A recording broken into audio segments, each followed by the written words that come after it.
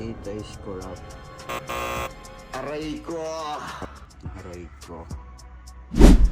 Yan guys, bali ang history nito, walang reverse. Ngayon, pinalitan ng apprentice ng PCM. Tapos nag-corrupt. Aray ko, ayan na guys. Pumasok na yung programming niya. Nag-blank programming tayo.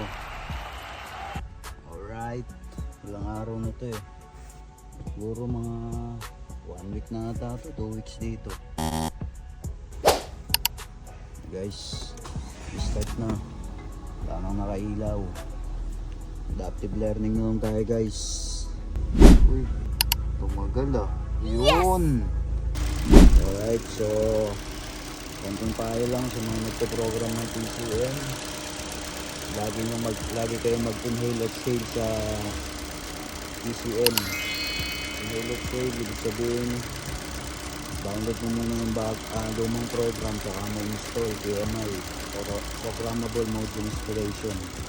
Alright, konting tips lang yun. Alright guys, stay chill, peace out.